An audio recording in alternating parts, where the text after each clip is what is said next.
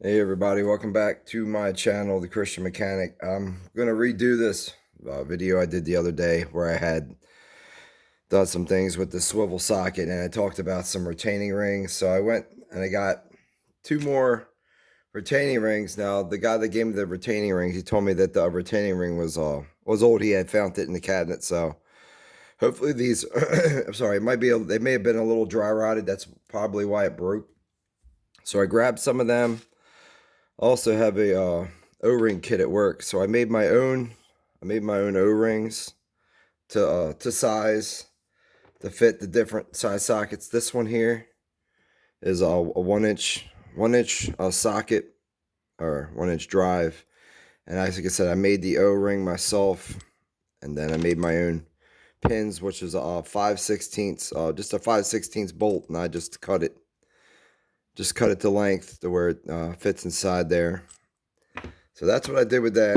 And then the 3/4 drives right here, same thing. These O-rings here, they're a little bit smaller than the 1 inch drive. As you can see, they fit inside of it. But the same thing. These are 1/4 inch.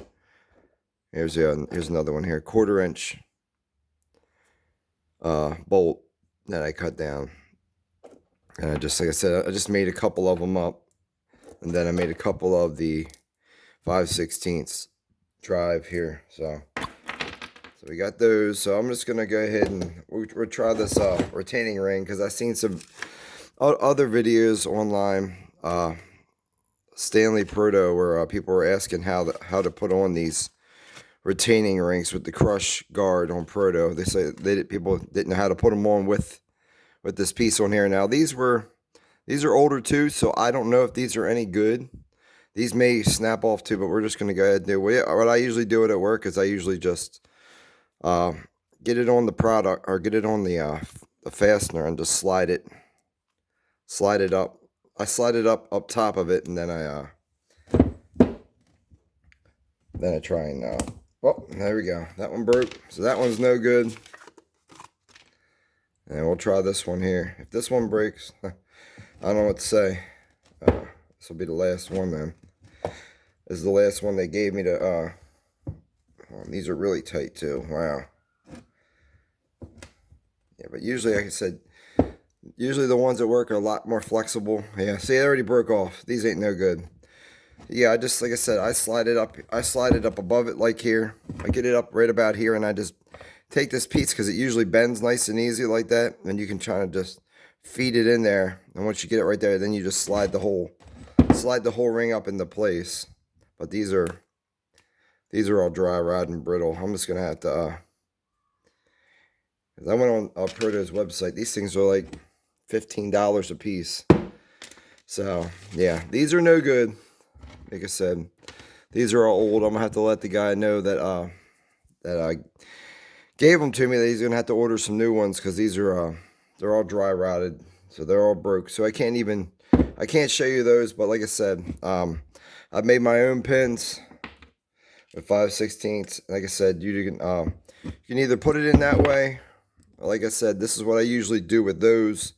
Is I get it above the thing, and then I feed, because I usually have the pin sitting right here. Like I said, I'll feed the pin through, and then just slide it up and pop it in.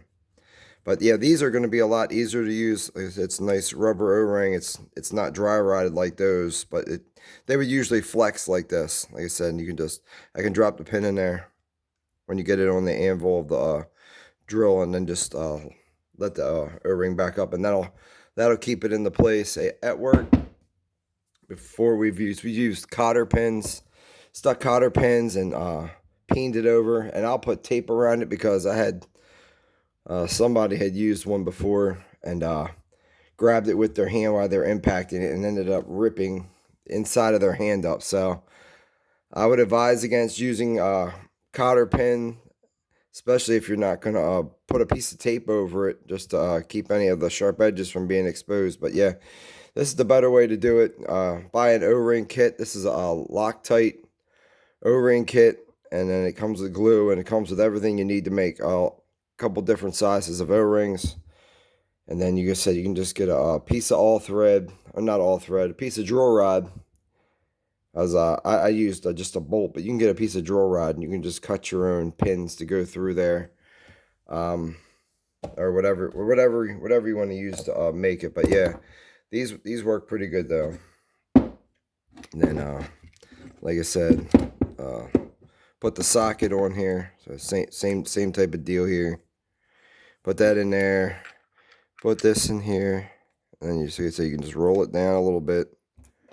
Grab your pin, or you can roll it either way. It doesn't really matter.